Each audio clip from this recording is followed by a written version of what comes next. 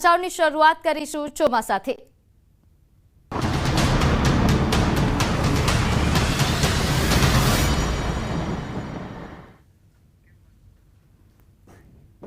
તો હવામાન નિષ્ણાંત અંબાલાલ પટેલની આગાહી। આ વખતે ચોમાસું વહેલું બેસશે। 8 થી 10 જૂનમાં ગુજરાતના ભાગોમાં વરસાદ પડશે। મૃગશીર્ષમાં અણધાર્યો વરસાદ થવાની શક્યતા। રોહિણી નક્ષત્ર ઉતરતા પણ વરસાદ થશે। રોહિણી નક્ષત્ર ઉતરતા અને મૃગશીર્ષમાં અણધાર્યો વરસાદ થાય તેવા પ્રકારની શક્યતા તેમના દ્વારા વ્યક્ત કરવામાં આવી છે। તો હવામાન નિષ્ણાંત અંબાલાલ પટેલ દ્વારા આગાહી કરવામાં આવી છે। 8 થી 10 જૂનમાં ગુજરાતમાં ચોમાસું બેસી શકે છે। નોંધનીય છે કે દેશમાં ચોમાસું આ વખતે વહેલું આવ્યું છે। કેરળમાં સૌપ્રથમ વહેલું ચોમાસું આવ્યું, જેને ઇતિહાસ રચી દીધો છે। ઇતિહાસમાં પહેલીવાર આટલું વહેલું ચોમાસું આવ્યું છે। ત્યારે હવે ગુજરાતમાં પણ ચોમાસું વહેલું બેસે તેવા પ્રકારની શક્યતાઓ વ્યક્ત કરવામાં આવી રહી છે। હવામાન નિષ્ણાંત અંબાલાલ પટેલ દ્વારા આગાહી કરવામાં આવી। ગુજરાતમાં વિધિવત ચોમાસાનો વરસાદ ક્યારે થશે તે આપણે જાણીશું હવામાન નિષ્ણાંત અંબાલાલ પટેલ પાસેથી। કાકા, ગુજરાતમાં ચોમાસાની વિધિવત શરૂઆત ક્યારે થશે? ગુજરાતમાં ચોમાસાની વિધિવત શરૂઆત આમ તો 15 જૂન પછી થતી હોય છે, પરંતુ સમુદ્રમાં 8મી જૂન આસપાસ પવનોની ફેરબદલીના કારણે 8 થી 10 જૂન આસપાસમાં ગુજરાતના ઘણા ભાગોમાં વરસાદ થવાની શક્યતા રહે છે। તો શું આગામી દિવસોમાં ચોમાસાનો વિધિવત પ્રારંભ થઈ ગયા બાદ કેવું રહેશે માહોલ? એ તો કૃતિકામાં છાંટા પડે તો સારું ચોમાસું કલ્યાણકારી ગણાય છે, અને રોહિણી ઉતરતા વર્ષે તો સારું ગણાય છે। શરૂઆતમાં વર્ષે તો વાયરું કાઢે છે, પરંતુ રોહિણી નક્ષત્ર ઉતરતા પણ વરસાદ થવાની શક્યતા છે, અને રોહિણીમાં સમુદ્રમાં થોડુંક ઉત્પીડન થવાની શક્યતા છે, એટલે ઊંચા મોજા ઉછળે અને સિસ્ટમો બને, અને લગભગ 7-8 જૂનમાં મૃગશીર્ષ નક્ષત્રમાં રાજ્યના કેટલાક ભાગમાં અણધાર્યો વરસાદ થવાની શક્યતા રહે છે। પરંતુ આમાં વરસાદમાં પવનની ગતિ વધારે છે, એકદમ પવન ફૂંકાશે તારીખ 9-10 આસપાસ ગીર। તો કાકા, એકંદરે ચોમાસું ગુજરાતમાં કેવું રહેશે? એકંદરે ચોમાસું ગુજરાતમાં સારું રહેવાની શક્યતા રહે છે, પરંતુ તેના સ્પેલ કેવા બને છે? કારણ એક માસમાં 2 લો પ્રેશર બને અને દર 15 દિવસે સમયાંતરે સારો વરસાદ આવતો હોય તો ચોમાસું સારું ગણી શકાય। તો આ હતા અંબાલાલ પટેલ, અને તેઓએ જણાવ્યું છે કે ગુજરાતમાં પણ ચોમાસાનો જે વરસાદ છે વિધિવત એ સમય કરતાં વહેલો થઈ જશે। કેમેરામેન પ્રકાશ દેસાઈ સાથે વી પટેલ, ન્યૂઝ 18 ગુજરાતી, ગાંધીનગર। તો બીજી તરફ ચોમાસું કેવું રહેશે એનું ફાઇનલ અને પૂર્વાનુમાન પહેલીવાર IMDએ પ્રદેશ પ્રમાણે જાહેર કર્યું છે। પૂર્વાનુમાન પ્રમાણે સૌરાષ્ટ્ર કચ્છમાં 119%થી વધુ વરસાદની સંભાવના છે। ઉત્તર, મધ્ય તેમજ દક્ષિણ ગુજરાતમાં 114થી વધુ ટકા વરસાદનું અનુમાન લગાવાઈ રહ્યું છે। ચોમાસાને લઈને ખૂબ જ મોટા સમાચાર। IMDએ ચોમાસાનું ફાઇનલ પૂર્વાનુમાન જાહેર કર્યું છે। ચોમાસામાં સામાન્યથી વધુ વરસાદ થશે। 102થી 110% સુધી રહી શકે છે વરસાદ। ગુજરાત સહિતના રાજ્યોમાં સામાન્યથી વધુ વરસાદ રહેશે તેવા પ્રકારની આગાહી વ્યક્ત કરવામાં આવી રહી છે, જેમાં ખાસ જો વાત કરવામાં આવે મધ્ય ભારત અને દક્ષિણ ભારતમાં સામાન્યથી વધુ વરસાદ સંભવ છે। ઉત્તર પશ્ચિમ ભારતમાં પણ સામાન્ય ચોમાસું રહેશે। પૂર્વોત્તર ભારતમાં સામાન્યથી ઓછો વરસાદ રહેશે। મોન્સૂન કોર ઝોનમાં સામાન્યથી વધુ વરસાદ રહેશે। તો જૂનમાં સામાન્યથી વધુ વરસાદ રહેશે તેવા પ્રકારની સંભાવના વ્યક્ત કરવામાં આવી છે। આ ઉપરાંત જુલાઈમાં સામાન્યથી વધુ વરસાદની સંભાવના વ્યક્ત કરાઈ છે। જૂનની જો ખાસ વાત કરીએ તો જૂનમાં ગુજરાતમાં સામાન્ય કે સામાન્યથી વધુ વરસાદ રહી શકે છે।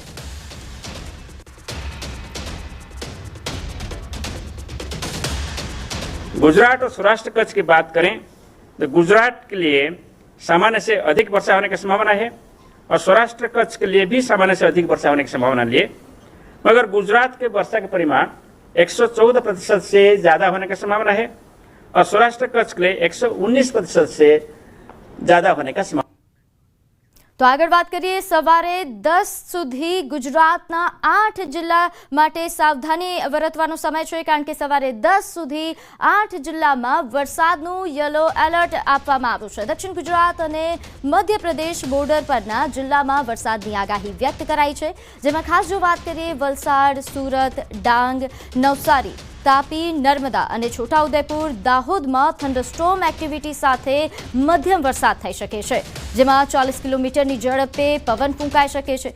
ગાજવીજ સાથે મધ્યમ વરસાદ થશે તેવા પ્રકારની આગાહી હવામાન વિભાગ દ્વારા વ્યક્ત કરવામાં આવી છે.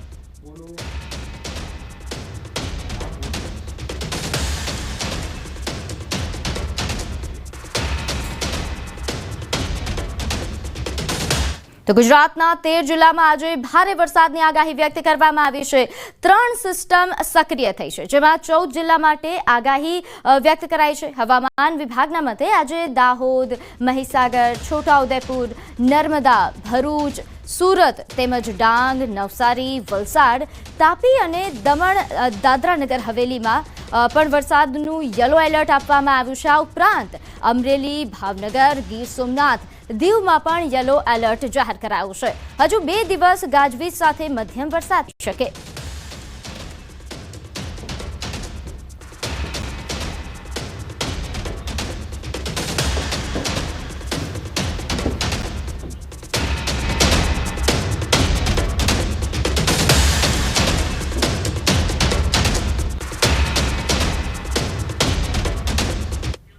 તો આજે વરસાદની જે સ્થિતિ છે, જે હવામાન વિભાગે જે આગાહી વ્યક્ત કરી છે, તો આજે કેવા પ્રકારની કયા જિલ્લાઓ છે કે જ્યાં વરસાદની અસર રહેશે તેને મેપના માધ્યમથી સમજીએ તો ક્યાં ક્યાં એલર્ટ જાહેર કરવામાં આવ્યું છે. તો પહેલા તો અતિ ભારે વરસાદની આગાહી કરવામાં આવી છે. ભારે વરસાદની આગાહી છે, સામાન્યથી મધ્યમ વરસાદની જે આગાહી કરવામાં આવી છે, જેમાં અતિ ભારે વરસાદની જો આપણે વાત કરીએ, જે આજે રેડ કલર આપણે ક્યાંય નથી દેખાઈ રહ્યો, જે લાલ કલર છે તેનાથી હંમેશા અતિ ભારે વરસાદની આગાહી વ્યક્ત કરવામાં આવતી હોય છે. હવે વાત કરીએ ઓરેન્જ કલર છે ભારે વરસાદની આગાહી.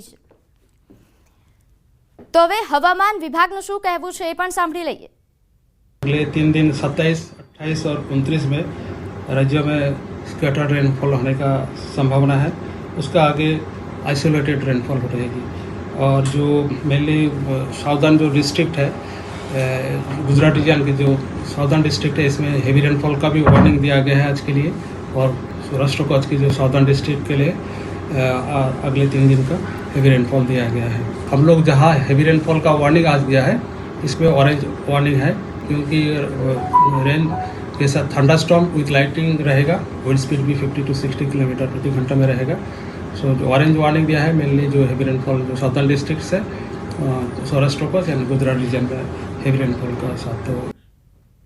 તો નવસારી શહેરમાં વહેલી સવારથી જ વાતાવરણમાં પલટાની શરૂઆત થઈ ગઈ છે. સાથે વરસાદ અહીં વરસ્યો. તેજ પવન સાથે ખાબકેલા વરસાદે ખેડૂતોને નુકસાન પહોંચાડ્યું છે. 30,000 હેક્ટરથી વધુ વિસ્તારમાં ડાંગરની કાપણી બાકી છે અને વરસાદ ખાબકતા ડાંગરની કાપણીને વિઘ્ન નડ્યું છે. કાપણી પહેલા જ પડેલા વરસાદના કારણે ડાંગરના ભાવ ઓછા મળવાની શક્યતાઓ છે, જેથી ખેડૂતો ચિંતાતુર બન્યા છે.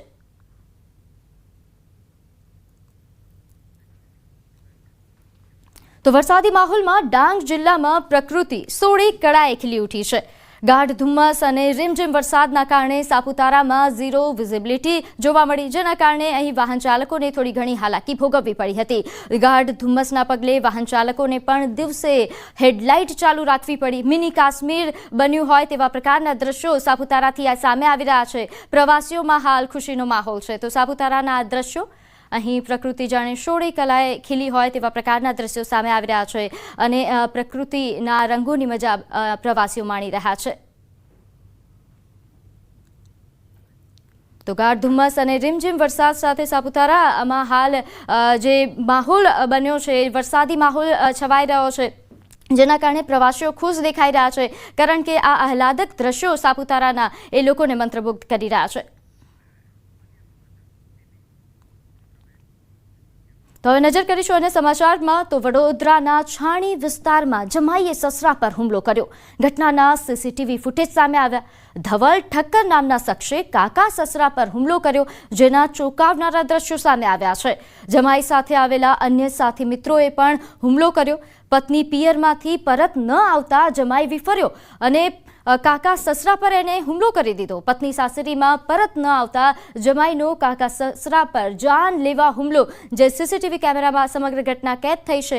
હુમલાના કારણે સાસરા જગદીશ ઠક્કર ગંભીર રીતે ઘાયલ થયા. હુમલાખોર ધવલ ઠક્કર પ્રખ્યાત બિલ્ડર કાના ગ્રુપ સાથે સંકળાયેલો છે. સારવાર અર્થે સયાજી હોસ્પિટલ ખાતે તેને ખસેડવામાં આવ્યો. ધવલ ઠક્કર સહિત અન્ય હુમલાખોરો સામે છાણી પોલીસ સ્ટેશનમાં FIR નોંધાઈ છે.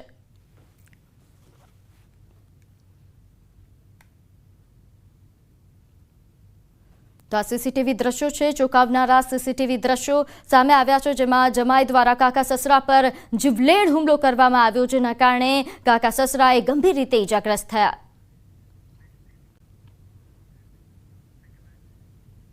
તો આ બાજુ વલસાડ જિલ્લાના વાપીમાં અસામાજિક તત્વોનો આતંક. વાપીના શુલપાડ વિસ્તારમાં જાહેરમાં મારામારીની ઘટના બની. અનમોલ નામના ઈસમને 2 વ્યક્તિઓએ પથ્થરથી માર માર્યો. પ્રવીણ પટેલ અને ચેતન પટેલ નામના વ્યક્તિઓએ જાહેરમાં અનમોલને માર માર્યાની વિડીયો સામે આવ્યો છે. માર મારવાની આ ઘટના સ્થાનિકે મોબાઈલમાં કેદ કરી. માર મારવાનો વિડીયો સોશિયલ મીડિયામાં હાલ વાયરલ થઈ રહ્યો છે. ઘાયલ અનમોલ હાલ સારવાર અર્થે હોસ્પિટલ ખસેડવામાં આવ્યો છે. વાપી પોલીસે ફરાર પ્રવીણ પટેલ અને ચેતન પટેલને ઝડપવા માટે ચક્રો ગતિમાન કર્યા છે.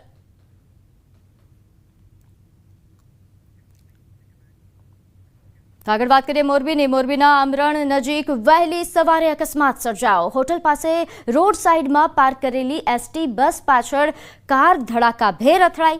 ઝડપથી આવી રહેલા કાર બસમાં અથડાઈ હતી, જેમાં કારમાં સવાર 2 લોકોના મોત થયા, જ્યારે 2નો આબાદ બચાવ થયો છે.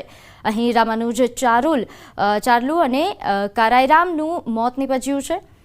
આંધ્રપ્રદેશથી ધાર્મિક યાત્રાએ નીકળેલા લોકોને અકસ્માત નડ્યો. કારના ડ્રાઈવરને જોખું આવી જતા અકસ્માત સર્જાયા હોવાની પ્રાથમિક વિગત મળી રહી છે. મોરબી તાલુકા પોલીસે હાલ તપાસ હાથ ધરી છે.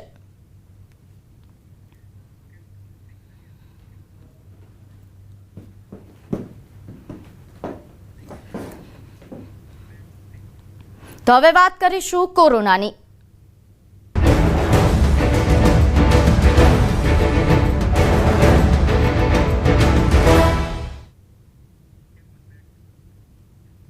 તો દેશમાં કોરોનાએ ફરી યુટર્ન માર્યો છે. કોરોનાના કેસમાં સતત વધારો થઈ રહ્યો છે.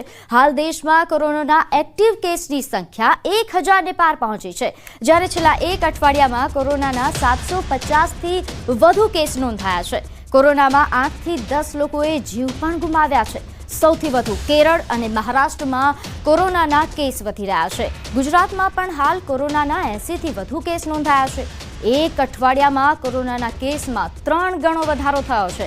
હાલમાં દેશમાં કોરોનાના 4 નવા વેરિયન્ટ સક્રિય થયા છે, જે ઓમિક્રોનના પેટા પ્રકારો છે. ઓમિક્રોનનો BA.2.86 સ્ટ્રેન JN1નો સબ વેરિયન્ટ છે, જે પહેલીવાર ઓગસ્ટ 2023માં જોવા મળ્યો હતો, જેમાં લગભગ 30 મ્યુટન્ટ્સ છે, જે રોગ પ્રતિકારક શક્તિને નબળી પાડે છે. JN1 એ સૌથી વધુ ચેપી માનવામાં આવે છે, કારણ કે તે કોવિડમાંથી પહેલા સાજા થયેલા લોકોને પણ ચેપ લગાવી શકે છે. જો કે તે કોવિડ-19ના શરૂઆતની લહેરો જેટલો ઘાતક નથી. કોરોનાના વધતા કેસને લઈને ગુજરાતનું આરોગ્ય તંત્ર પણ સતર્ક જોવા મળી રહ્યું છે. સરકારી હોસ્પિટલોમાં કોવિડની સારવાર માટે વિશેષ વ્યવસ્થાઓ કરવામાં આવી છે. કોરોનાના ખાસ વોર્ડ તૈયાર થઈ રહ્યા છે. ઓક્સિજન બેડ, દવાઓનો પૂરતો જથ્થો તેમજ વેન્ટિલેટરની પણ વ્યવસ્થા કરવામાં આવી છે. તો અઠવાડિયામાં જ કોરોનાના આટલા કેસ વધી જતા હાલ ચિંતાનો માહોલ પણ સર્જાયો છે. જો કે આરોગ્ય વિભાગ દ્વારા કહેવામાં આવી રહ્યું છે કે ગભરાવાની જરૂર નથી, સાવચેત રહેવાની જરૂર છે. ખાસ કરીને આપણે કોરોનાના સમયમાં જે નિયમોનું પાલન કર્યા હતા એ તમામ નિયમોને હવે અપનાવવાની જરૂર છે. ત્યારે ભારતમાં હાલ કોરોનાના કેસ 1000ને પાર છે. તો ગુજરાતમાં કોરોનાના વધતા કેસોએ ચિંતા વધારી છે. કચ્છમાં પણ કોરોનાએ પગપેસારો કર્યો. આદિપુરમાં નોંધાયો કોરોનાનો પ્રથમ પોઝિટિવ કેસ નોંધાતા લોકોમાં ચિંતા ફેલાઈ. આરોગ્ય વિભાગે કચ્છમાં પ્રથમ કેસની પુષ્ટિ પણ કરી છે. દર્દીને હાલ હોમ આઇસોલેટ કરીને સારવાર આપવામાં આવી રહી છે. તાલુકાની અંદર એક સૌપ્રથમ કેસ કોરોનાનો નોંધાયેલો છે. જે કેસ અત્યારે હોમ આઇસોલેશનમાં છે, એને વધારે કોઈ તકલીફ નથી. અત્યારે જે મોટાભાગના જે કેસો દેખાય છે એ ઇન્ફ્લુએન્ઝા જેવા સિમ્ટમ ધરાવે છે, જેમાં લોકોને ડરવાની જરૂર નથી. શક્ય હોય ત્યાં સુધી ભીડભાડવાળા વિસ્તારમાં જવાનું ટાળવું જોઈએ. સેનિટાઈઝરનો ઉપયોગ અથવા તો સાબુ વડે હાથ ધોવાથી અને માસ્ક પહેરી રાખવાથી ફેલાવો અટકાવી શકાય છે અને પોતાને ચેપ લાગતો અટકાવી શકાય છે. તો રાજ્યમાં કોરોનાના કેસ વધી રહ્યા છે ત્યારે બોટાદ જિલ્લા આરોગ્ય વિભાગ પણ એલર્ટ થયો છે. જિલ્લામાં હાલ કોરોનાનો એક પણ એક્ટિવ કેસ નથી, પણ સતર્કતાના ભાગરૂપે જિલ્લાના તમામ હેલ્થ સેન્ટર પર 258 બેડની વ્યવસ્થા કરાઈ છે. જરૂર પડે તો વધુ બેડની વ્યવસ્થાની પણ જિલ્લા આરોગ્ય તંત્રની તૈયારી છે. આરોગ્ય કેન્દ્રમાં 70 વેન્ટિલેટર સાથે ઓક્સિજન પ્લાન્ટ પણ બનાવાયો છે. પ્રશાસને કોવિડને લઈને બાળકોનું વધુ ધ્યાન રાખવાની અપીલ કરી છે. સાથે ભીડવાળી જગ્યા પર બને ત્યાં સુધી ન જવાની પણ સલાહ આપી છે.